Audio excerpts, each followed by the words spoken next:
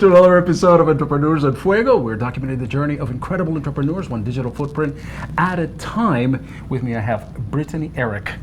Brittany, it's my pleasure to have you here for the show. Well, thank you. It is also my pleasure to be a part of such a great company. Thank you so much.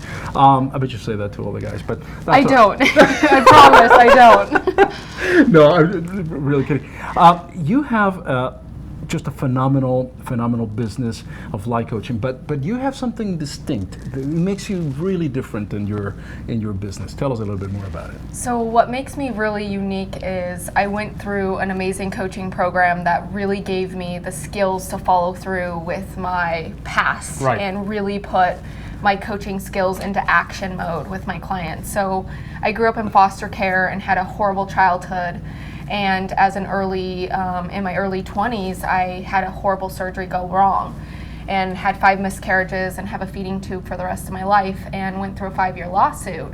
And so while I was going through all of these changes... What age was this? 20. So I grew up in foster care because my mom was a drug addict and my father was a bad man and left my mom when they were pregnant, and I kind of grew up with no parents, but I always had this sense of I was built to help people. And so I started to slowly get into my skills to be able to figure out, how do I help mass numbers of people? How do I make a difference? Because I have been through so much for a reason, and I wanted to make a huge impact in the world. Here's the thing though about you, is that you could have very easily and justifiably so go the other way, right? I mean, just crawl into depression and woe's me. You know, I've been. Why has the world wronged me? But Yes. instead, what you did is you chose a different path and you chose a different attitude altogether. I really did, because I thought about it. I was always looking at the glass full. And that was who I was, and I thought, what can I do with all this pain and suffering, and why did I go through it? I went through it to be a warrior, to help millions of people and make a difference in this world. I'm going to correct something that you said. I believe that when you said that you looked at your glass full, I think what you look at your glass and you saw that your glass had water. And it doesn't matter how full or how empty it was, and in your case it was both. Yes. The fact that you had water in your glass meant that you had hope and determination, and that's really how I see you from here, just from sitting here and speaking to you for the past 5 minutes, and that's what I admire about you. But now you've taken those experiences, which, I mean, you couldn't make them up, right? I mean, this is No. It must have been so difficult during your 20s, no less. You know, go through all this thing, and this is after having been in foster. I mean. And I was married for 10 days, right? My husband and I are high school sweethearts, have been together since we were 15, and we get married 10 days later. I'm in the ICU on a ventilator, losing my health, surgery after surgery, striving to stay alive. And in those moments, I was like, why would I be on this earth? Why would I go through so much pain? And when I became a coach, I knew that this was my place in the world. This was where I was going to make a difference. What? There must have been a point. All right, so you're wondering, you have all this, philosophical questions. I mean, why is it happening to me? Well, you are at the ICU, 10 days after your marriage, like, please stop. Somebody's out there. Stop, okay? I got the message. Yes, please. But there must have been something that sparked that desire to help others with experience that you were having. When I hit rock bottom in my car in the garage after crying for an hour after I lost my 5th baby, I was like, I can no longer do this. I am meant to do more than go through IVF and hurt my body. I need to wake up. And so I was slowly dying, and I realized in that moment I need to wake up and start living again. And so as soon as I took that step, coaching just came into my life and took over. There was coaches everywhere popping up, and I didn't even know what a coach was. I had no clue that it existed. I thought my only option was to be a therapist, and I didn't want to be a therapist. I wanted to bring people action into their life and make a difference now, so they can move forward, so they can have a life worth living, and finally have that passion that I have, where I could share it with them. It is interesting.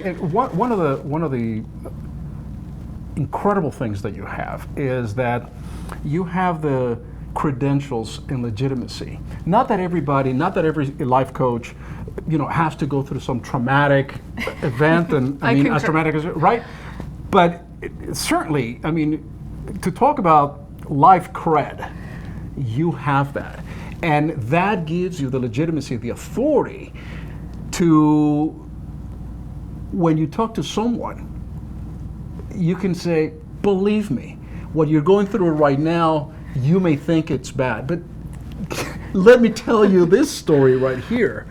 And even if their story is bad or as bad as what you went through, you can empathize. And it doesn't matter if I've been through what they went through. I listen to the story and I say, what are you going to do with that pain? And what are you going to change and grow from that? What can you make a difference with that? Because you're going through the pain. There's no way to take that away besides go back to the darkness. So what can you do to look at it and stand in front of it and make it a positive reaction? So a lot of the times my clients don't even know what I've been through. Sometimes they know because I have to change appointments because I'm throwing up the morning before, but that's really the gist. Is sometimes when they're stuck and they're alcoholics or whatever I'm helping someone with, which isn't the common one, that's just what is going on now, it's let's take action, let's get through it, and let's get to the bottom of that darkness, that pain, and grow from it. Brittany, Ehrick, man, you're my new hero, man. I just got all the respect pleasure. in the world. We all can the do respect. that, right? Oh, we can absolutely do that. We can hug. we can fist fight. Yeah, we can do everything. But here's the incredible thing about you. All my respect, because people that go through the type of traumatic events as you have, you don't care about what has been done to you, but it is what you do with the things that have been done to you that is important. And I think that's your philosophy, right? That's what you preach. Yeah, the answer. So my coaching is I don't give any of my clients answers. I believe that they have all the answers within them. Right. So the answers come to me from my intuition and my higher coach, and I am able to ask those questions quicker, more efficiently because I've been through hell and back. Correct. And it really helps, and I really work with people over 30.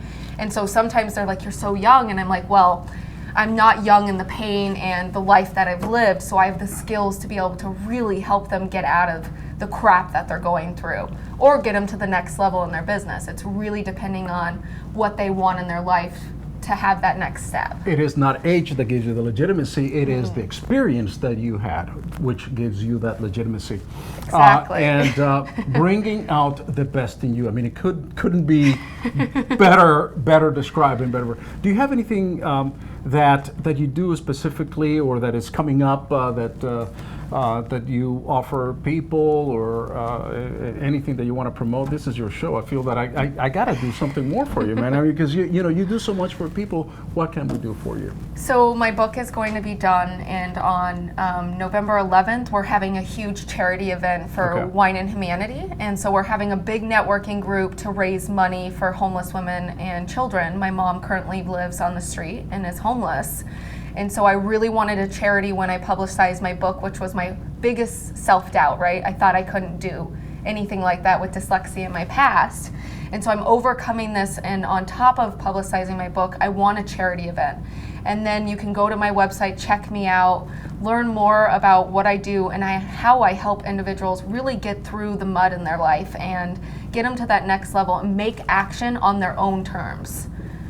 A beautiful thing. We interview some incredible people here in the show, and we've heard some amazing stories here in the show, and of course yours is very inspirational, and as inspirational it is for me. Believe me that if you are able to change one person's life that is watching the show, who's listening to the show, you're able to change their life and to contact you and say, look, I saw you on Entrepreneurs in Fuego, and I clicked on your link, and then I saw you, and then I made an appointment. You saved my life, because that's your business, right? Is saving lives and making sure that people, succeed. Yeah, so they can be alive again There's instead of living dead. There's nothing trivial about you. No. Everything is important. Every step that you've taken is purposeful. Very much, and I love speaking and going to companies and doing inspirational talks and coming in and waking people up. and showing them that this is their life and they need to live it now because there's only one to live. I've talked to people that their biggest problem in their day is, what color car am I going to get? They should listen to your story. I will help them pick out what color car they want because you know what? It's important to them. Just because it's not something that's life-changing, that car color is so important to them. And so we can help them pick out that beautiful purple car that means the world to them because they've worked their butts off for that car. And so they deserve to pick the color for it. Amazing. People that have their health should be thankful that they have their health every day. Every other problem is trivial. Well, I am more thankful than I have ever been for the amount of strength it takes to get my calories from a feeding tube. I'm more thankful, and I wouldn't change anything that I've went through. I was meant to go through every step to be this person that I am, and I would never change it. Of course, some days I would like to have a big cheeseburger and just tear it apart and a big cup of fries, but you know what? I can do that every once in a while, like once a year, but you know what? Those aren't the things that matter to me. Helping people is my gift, and that's why I'm in this world. Brittany, you're my new hero. Thank you. You want to take us out? It's really very simple. You got to say is we're out. We're out.